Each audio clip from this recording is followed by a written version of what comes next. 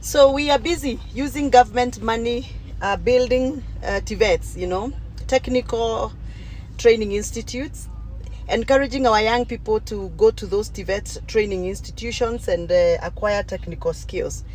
But after they graduate, what is it that we are doing to accommodate them into the system, into the labor world?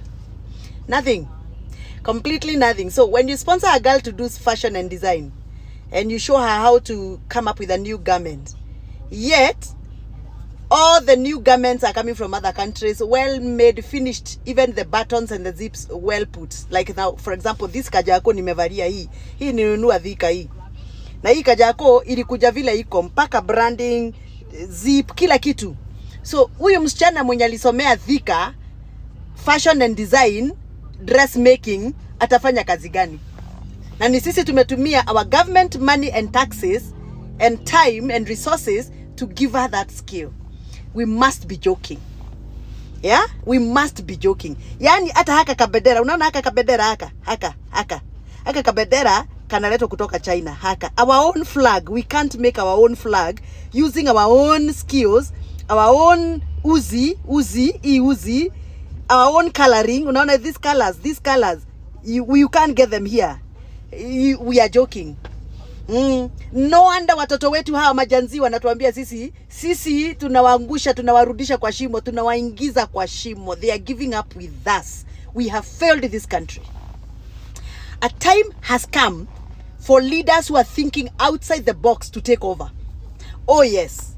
We must think of how to make sure that girl who has done fashion and design and dressmaking earns a living from what we have empowered her to do. Haiwezekani kuwa ya kwamba sisi kazi yetu ni kuongea tu, tunatumia pesa, tukimaliza kutumia pesa kuwasomesha tunawadump. When we dump them, then where do they go?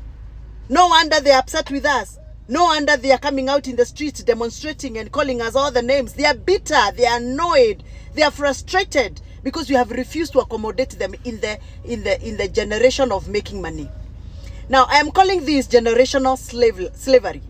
Yes, we have made our own children, our own generation, our blood and our flesh. We have made them our slaves. That I am the only person who can qualify. For example, for me, at my age, I can only qualify to supply uniform.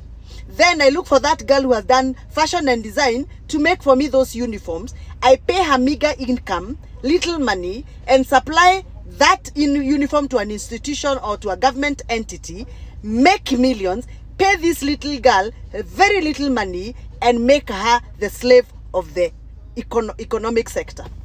That is what we have done.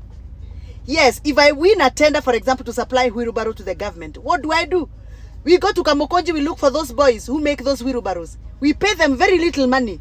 They make for us those wheelbarrows. We supply to the government. That is what we have done. We have actually made our children our slaves.